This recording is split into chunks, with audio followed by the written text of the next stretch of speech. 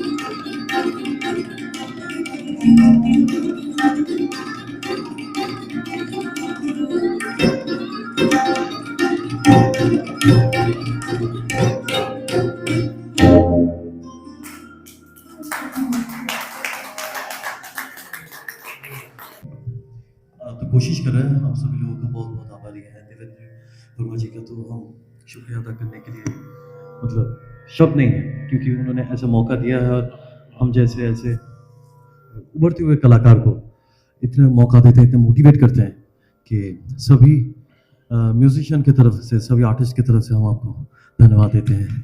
और उस्ताद जी को भी बहुत बहुत प्रणाम। आशीर्वाद दीजिएगा कि संगीत को ये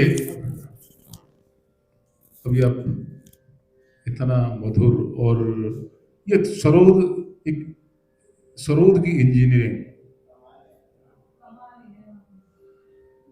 ये जो सरोद किसी आम कलाकार का नहीं बल्कि एक इंजीनियर का सरोद है।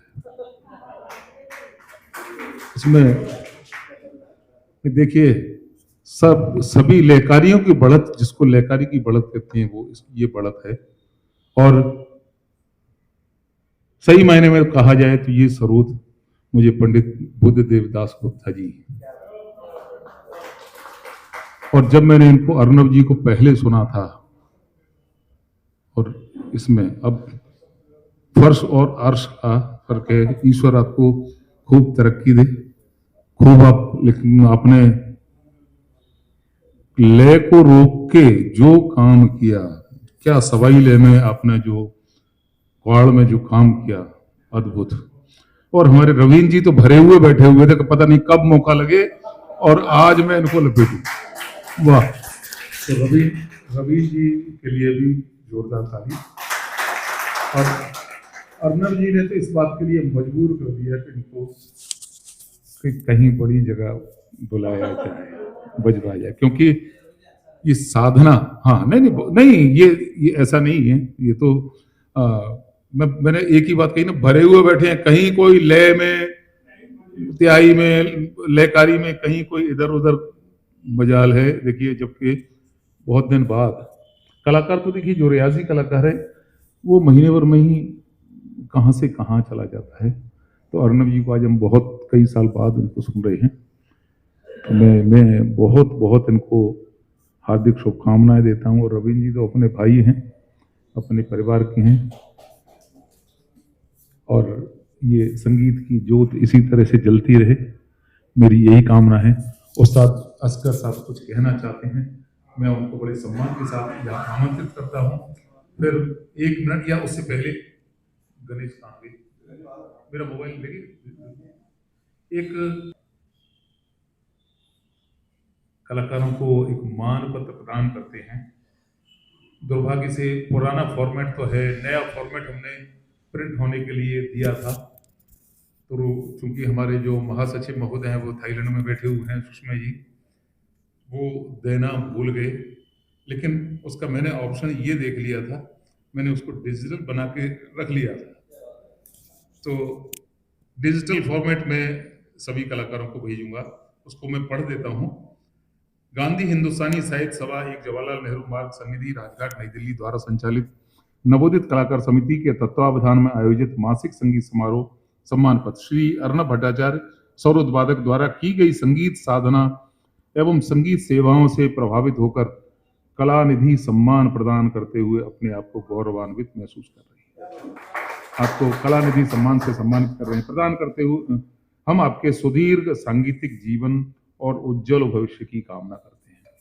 ये इसी तरह से आज आकांक्षा जी, उनका प्रयास बहुत अच्छा है, लेकिन मैंने एक बात उनको कही थी कि ये अखाड़ा है, घर में रियाज करिए, यहाँ कलाकारों के बीच में गाइए बजाइए, क्योंकि कलाकार को जो सबसे बड़ी ज़रूरत है उसे एप्रिशिएशन की होती है, और उसे कलाकार को एप्रिशिएशन मिलता रहेगा तो वो अपनी मंजिल उनकी कहाँ से कहाँ पहुँचेगी। इसी तरह से हमारे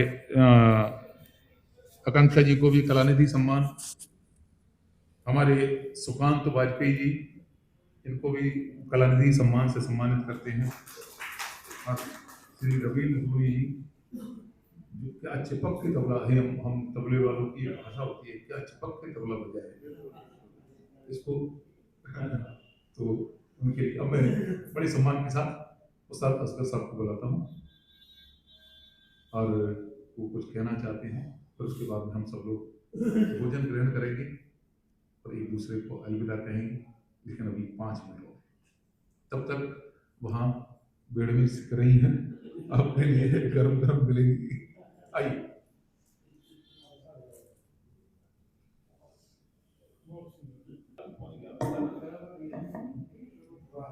नमस्कार। देखिए, बात क्या है कि कहने के लिए तो बहुत कुछ कहा जा सकता है, लेकिन 2-4 बातें मैं ज़रूर मेरे मन में चल रहा था, तो मुझे लगा कि आप लोगों के साथ भी साझा करूं। एक तो ये कि ये जो संस्था है, पिछले कितने ही सालों से इस किस्म के कार्यक्रम आयोजित हो रहे हैं। मैं बीच बीच में कभी कभी आता रहा हूँ यहाँ पे, तो हर बार मुझे जो एक चीज़ महसूस होती है वो ये है कि किस तरह से टैलेंट को खोजना पूरे हिंदुस्तान भर से, अलग अलग शहरों से, और उसको फिर यहाँ दिल्ली में लेके आना और उनको फिर ये मंच प्रदान करना, मैं समझता हूँ ये इस संस्था के लिए और हमारे पंडित देवेंद्र वर्मा जी के लिए, ज्ञानेंद्र जी के लिए, ये बहुत बड़ा काम कर रहे हैं संगीत के लिए। देखिए, जो इस्टेब्लिश आर्टिस्ट हैं उनको तो सारी दुनिया बुलाती है, चाहे बड़े से बड़ा कोई फेस्टिवल ले लीजिए, छोटे से छोटा फेस्टिवल ले लीजिए, बजट है या नहीं है, लेकिन दिमाग वहीं जाता है कि यार किसी बड़े आर्टिस्ट को बुलाओ। अरे उसको बुला के आप अगर मंच प्रदान कर रहे हो तो कोई बड़ा काम नहीं कर रहे हो, क्योंकि वो तो ऑलरेडी 50 मंच पे पहले से बजा चुके हैं। लेकिन नए नए कलाकारों को बुला के मंच प्रदान करना, जो बरसों अपने घर में रियाज करते रहते हैं और इस उम्मीद पे रियाज करते रहते हैं कि एक दिन तो मेरा भी आएगा जब मैं स्टेज पे आऊंगा या आऊंगी, तो ये जो प्रोत्साहन है हमारे भाई देवेंद्र वर्मा जी, ज्ञानेंद्र जी और बाकी संस्था के सभी लोग, मैं इनका बहुत धन्यवाद करना चाहता हूं और इनसे विनम्र ये विनती भी करना चाहता हूं कि इस सिलसिले को कायम रखिए और इसी किस्म के अच्छे अच्छे आर्टिस्ट इस मंच पे जुड़ते रहें और इस मंच की शोभा बढ़ाते रहें, क्योंकि कोई पता नहीं है कि कल इनमें से कौन कहां जाने वाले हैं। इन्हीं में कोई उस्ताद अमजद अली खान साहब निकलेंगे, इन्हीं में कोई परवीन सुल्ताना जी निकलेंगे, इन्हीं में कोई जाकिर हुसैन निकलेंगे, कल का कोई पता नहीं है। तो हमें अच्छे की उम्मीद रखनी चाहिए और बहुत अच्छा सरोदार सुनने को मिला, बहुत अच्छा गाना सुनने को मिला और दोनों ही तबला की संगत अपने में बहुत बहुत परफेक्ट, जिसको कहना चाहिए, मजा हुआ, सदा हुआ काम। देवेंद्र भाई के लिए अगर मैं ये कहूँ कि जी हारमोनियम पे संगत बहुत अच्छी कर रहे थे, तो ये इन जैसे विद्वान कलाकारों के लिए बहुत ही छोटी सी बात है, क्योंकि ऐसे ऐसे दिग्गज लोगों के साथ गा बजा चुके हैं और खुद बहुत दिग्गज हैं। इस किस्म के कलाकार मैंने कम देखे हैं जो इतने निपुण हों, सर्वगुण संपन्न जिसको कहना चाहिए। बात सिर्फ संगीत की नहीं है, उनका साहित्य पक्ष भी उतना ही स्ट्रांग है।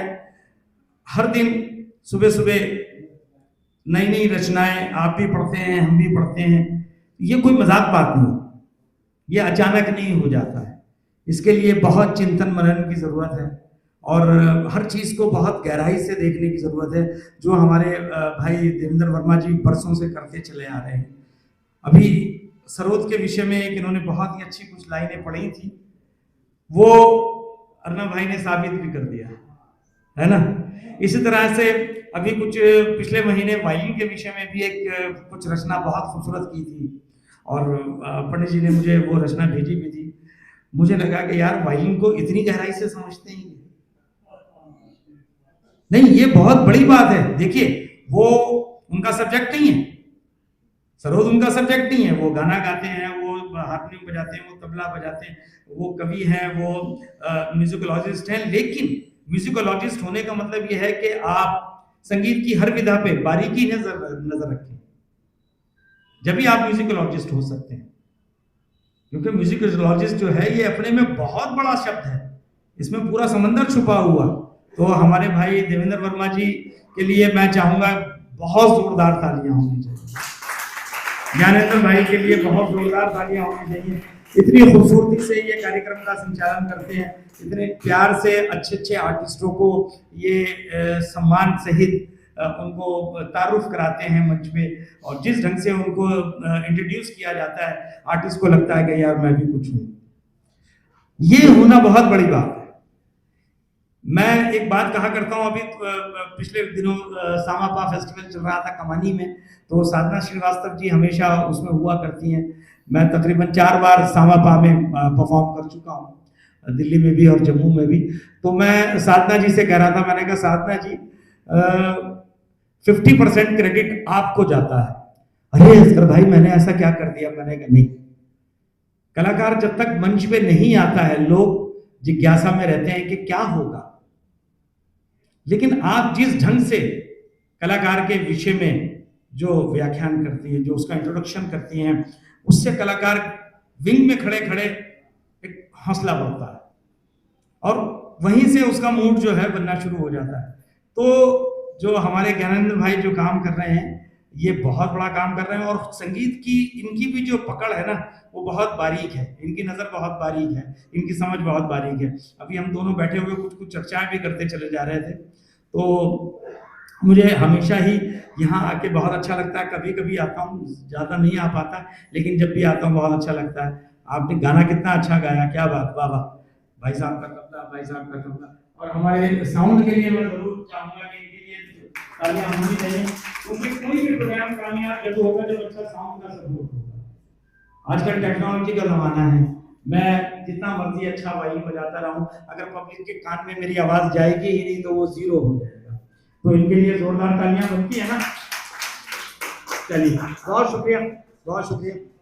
जहाँ संगीत होता है वहाँ पॉजिटिविटी होती है, इसलिए पॉजिटिव ब्रॉडकास्टिंग हाउस जो है गांधी हिंदुस्तानी सभा के सभागार में समर्थन करने के लिए आया कि यहाँ पर जो भी कलाकार आते हैं उनको एक आशा रहती है, दर्शक भी काफ़ी मनोबल बढ़ाते हैं कि आप लोगों के अंदर जो प्रतिभा है वो आगे चलकर, अभी तो आप युवा हैं, लेकिन ये प्रतिभा आने वाले दिनों में नक्षत्र की तरह चमकता हुआ नजर आएगा, क्योंकि आपके अंदर काबिलियत सभी दर्शकों ने, श्रोताओं ने देख लिया है।